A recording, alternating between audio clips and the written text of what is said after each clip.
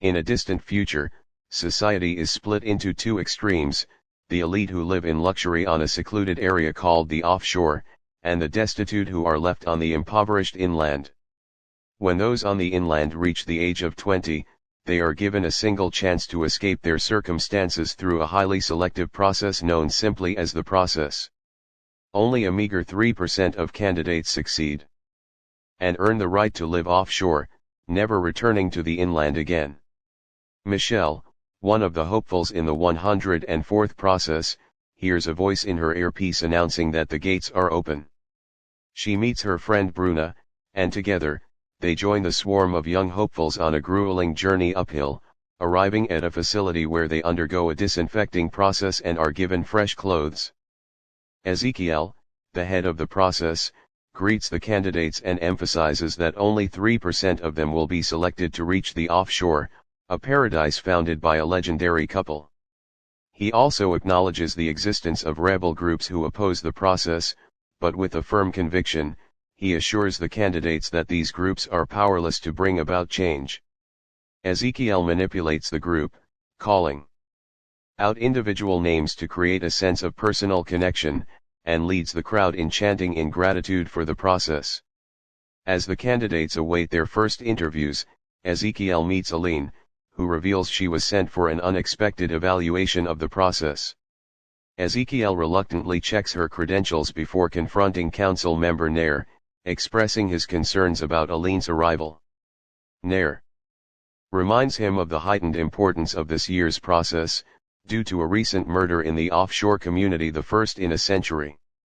Ezekiel, responsible for screening candidates, now faces suspicion and potential backlash for allowing a murderer into paradise.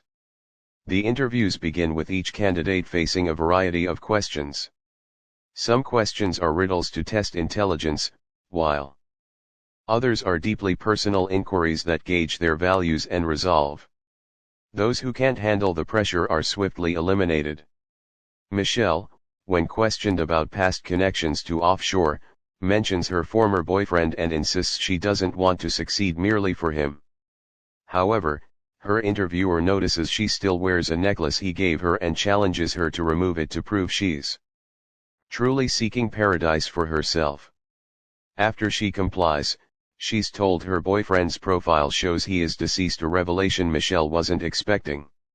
Meanwhile, Ezekiel interrogates a captured member of a rebellious faction called the Cause.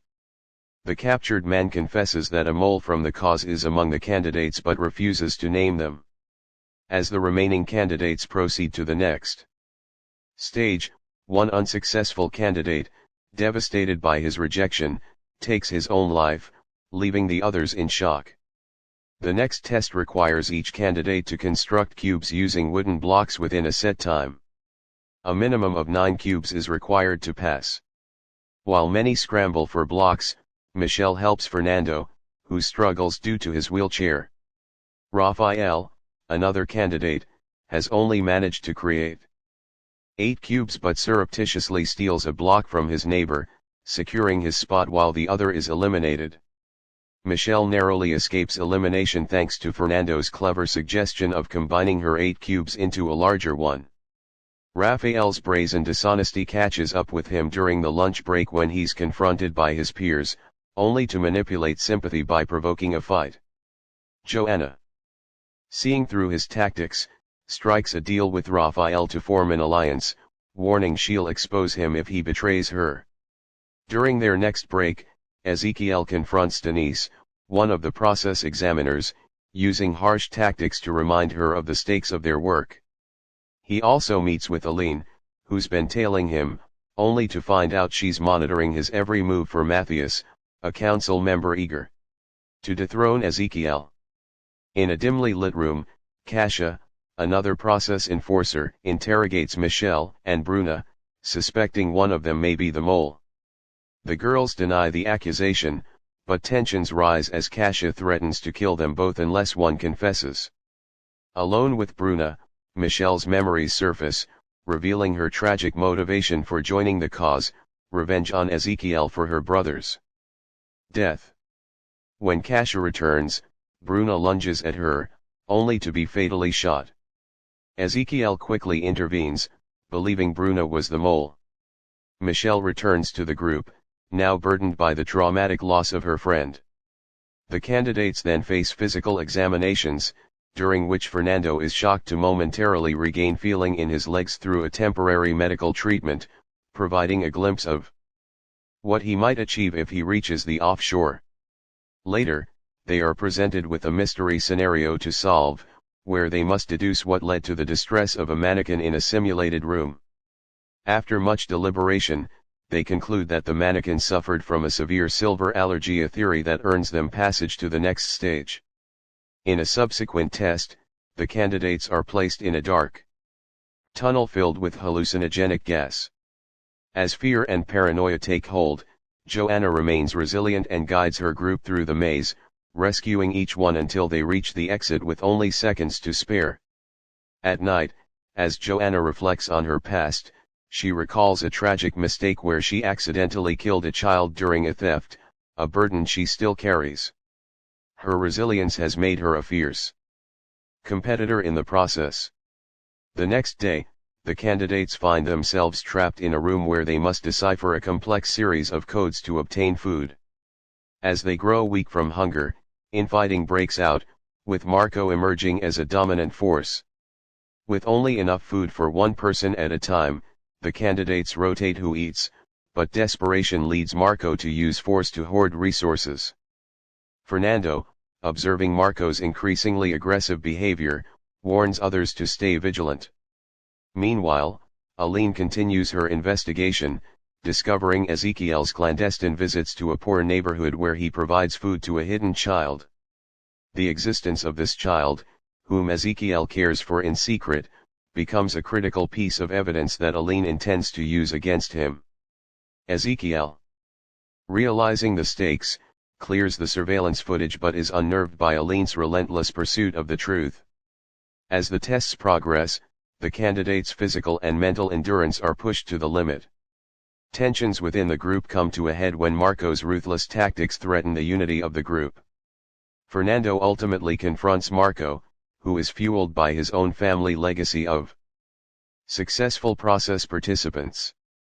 The stage is set for a climactic showdown as the surviving candidates begin to question their own motivations, grappling with the moral costs of achieving their dreams. Michelle, haunted by her brother's memory and her mission for the cause, faces an agonizing choice between loyalty to her fellow candidates and her desire for revenge. In the process, survival means making impossible choices, and each candidate is forced to confront who they truly are and who they're willing to become to reach the offshore. As the tests grow increasingly brutal, Michelle, Joanna, and the others find themselves teetering on the edge, each more desperate to survive and prove they belong among the privileged 3%. The tense atmosphere escalates as they stop, turning to face the individuals positioned behind the barricade, commanding them to come out. Suddenly, an alarm blares loudly, signaling the imminent opening of both doors. At this moment, the candidates, driven by desperation and urgency, make a frantic rush to escape. Unfortunately, they leave behind Agata, who lies unconscious on the ground, alongside the lifeless body of a girl who has perished. Marco's gang, too, is abandoned in the chaos. Marco himself is in a dire state, heavily bleeding and struggling to maintain his strength. Despite his critical condition, he musters all his remaining energy to crawl towards the now closing door. Unfortunately, his efforts fall short, the door closes with a heavy thud, crushing him as he desperately attempts to escape. As the group finally makes their way out of the building, Raphael is consumed by thoughts of the last night he spent with his brother. A dark secret unfolds. Raphael had previously attempted the process but had failed. This year was supposed to be his brother's chance, but in a calculated move, Raphael decided to incapacitate him with alcohol, stealing his implant and assuming his identity. He then deceived the rebels, claiming he had discovered a way to re-enter the process. Outside, in a garden, the participants encounter Ezekiel, who grimly informs them that only 9% of candidates manage to reach the stage of the competition. Afterward, Ezekiel returns to the facility, where he faces Aline. She confronts him with a photograph of Augusto, which she obtained by analyzing a fingerprint. Aline has not yet reported her findings to the council, and she presents Ezekiel with two options. If she chooses to speak out, Ezekiel will be confined to the Recovery and Treatment Center for the remainder of his life. However, if he complies with her demand to resign by naming her as his successor, she will keep his secret. A flashback transports us to Ezekiel's past, revealing that he was once married to an examiner named Julia. In moments of stress, Julia would comfort him by gently massaging his head while submerged in water. However, during one process, Julia faced a moral dilemma when she eliminated a candidate solely because the woman had a child. In the aftermath, she refrained from disclosing her reasoning to her colleagues, who were left bewildered by her decision. Despite the emotional turmoil, Ezekiel and Julia enjoyed another year of happiness together. As the next process commenced, Ezekiel requested that Julia assist the leader of the process. However, chaos erupted when the rebels initiated a riot in a nearby impoverished neighborhood, resulting in the accidental shooting of an innocent man. Ezekiel, Julia, and Kasha witnessed this horrific event unfold on camera, observing a child watching the officers from a distance. After Ezekiel and Kasha departed, Julia closely examined the child's face, only to experience a crushing breakdown upon realizing it was Augusto. Later, Julia was assigned to manage a candidate who relentlessly complained about being unfairly eliminated. This encounter pushed Julia over the edge. She lost her composure and physically assaulted the girl, delivering kicks until another employee intervened. Ezekiel later suggested to Julia that perhaps working in the process was not suited for her and advised her to return to the offshore, which she interpreted as an indication that he wanted to dismiss her. Julia insisted on her desire to remain, vehemently denying any issues with her mental state. Yet, when alone, she frequently found herself staring at a screenshot of Augusto. As the following year progressed, Ezekiel focused on the new process while Julia became increasingly fixated on locating Augusto's address through the computer. This obsession severely disrupted her sleep patterns, raising suspicions in Ezekiel. One night, he discovered Julia had watched the same video of Augusto a staggering 127 times. The next morning, Ezekiel confronted Julia about his findings, pleading with her to confess what was troubling her, otherwise, he would have no choice but to send her to the recovery center. After promising to keep her secret, Julia finally broke down, admitting that Augusto was her son, whom she had abandoned in pursuit of the process. Despite Ezekiel's insistence that she had to wait until her son completed the process, Julia could no longer bear the separation. A few days later, after finally finding Augusto's address, she resolved to leave the facility. Ezekiel noticed her intentions and ordered the guards to shut the gate, but in a desperate move, Julia rolled beneath it just in time. Ezekiel, panicked and frantic, chased after her, eventually capturing her and returning her to the facility. He then sent her to the recovery center on the offshore. That night, filled with despair, Julia took out a printed screenshot of Augusto. Overwhelmed by grief, she walked into the water and chose to end her life. The next day, Nair informed Ezekiel of Julia's tragic death, marking it as the first recorded instance of self-deletion in offshore history. This news prompted Ezekiel to retreat into a state of deep contemplation, often submerging his head in water as a form of self-punishment. While sifting through Julia's belongings, Ezekiel discovered a picture of Augusto. Determined to find him, he disguised himself as a beggar and set off on his quest. In an abandoned building, he lured Augusto outside with food, revealing Julia's ring to him, a token that contained all of his mother's memories. Ezekiel told Augusto he could possess it only after he reached the offshore. In the present, Ezekiel learns from Nair that Aline has filed her report, which is filled solely with praise for him. Meanwhile, Michelle seeks a private conversation with Raphael, aware of her affiliation with the rebels, as he had previously whispered this revelation to her. He reveals that he, too, is part of the cause and has seen a photograph of her at headquarters. They reach an agreement to keep each other's secrets. Subsequently, the candidates are escorted to individual rooms, where they are presented with images of themselves alongside their families. As the screens fade to black, their families arrive to visit the participants. Fernando's father confesses that the families have been brought in under false pretenses, with promises of payment if they can persuade the candidates to abandon the process. Stricken by the graphic violence and loss surrounding him, Fernando contemplates giving up. However, his father adamantly insists that he must remain, leading to a heated argument. Ultimately, the father declares that if Fernando decides to quit, he will no longer have a home to return to because he will not provide for him anymore. With no other option, Fernando reluctantly chooses to stay. Joanna, an orphan, receives a visitor who knocks her out from behind. Upon regaining consciousness, she learns that the man has come to collect the bounty on her head but is now pretending to be her father in hopes of securing the reward. He threatens to kill her if she refuses to cooperate. Joanna initially agrees to play along, but when the man unties her, she seizes the opportunity to punch him and attempts to escape. However, she discovers the door is locked, and the man quickly catches up to her, initiating a violent struggle. As he begins to strangle her, Joanna, desperate for escape, urges him to proceed, expressing her desire to go to the offshore. To her surprise, the man releases her and explains that he was sent by Ezekiel to test her resolve.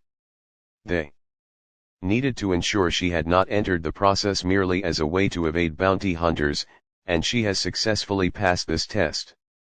Michelle, also lacking family ties, faces an examiner who informs her she has 30 minutes to decide between accepting money or continuing in the process. While reminiscing about her brother and Bruna, Michelle accidentally breaks the box containing the money. When the examiner returns, he explains that the coins are counterfeit, and Michelle declares her intention to remain in the process. Tensions rise when Raphael and his mother engage in a heated confrontation. She insists he should take the money to support the family, especially given his betrayal of his brother.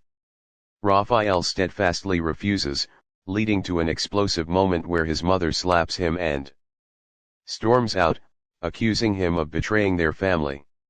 Raphael watches her leave, noticing that some of the other candidates chose the money. Meanwhile, Ezekiel visits Augusto, presenting him with a cube as a farewell gift, informing him that he will not be returning, and it is now up to Augusto to fend for himself. Upon returning to the facility, Ezekiel confides in Kasia about Aline's blackmail, but refrains from disclosing any specifics. After the tests conclude, the remaining candidates are informed that they will now be summoned individually. While they wait, Fernando pays Michelle a visit, leading to a moment of intimacy between them. As the interviews commence, Joanna is called first. However, her quitting test serves as a substitute for her family test, so she has already passed. Next, it's Michelle's turn. She is provided with a special outfit and instructed to persuade a couple to enroll their child in the process when the moment arises. Upon entering the room, Michelle finds herself face to face with Bruna's parents. Kasia communicates through her earpiece, instructing her to inform them of Bruna's death. After a moment of hesitation, Michelle reveals that Bruna died in an accident, prompting the grieving parents to break down in tears. In an attempt to persuade them to enroll their other daughter in the process, Michelle's efforts only ignite their anger. As they prepare to leave,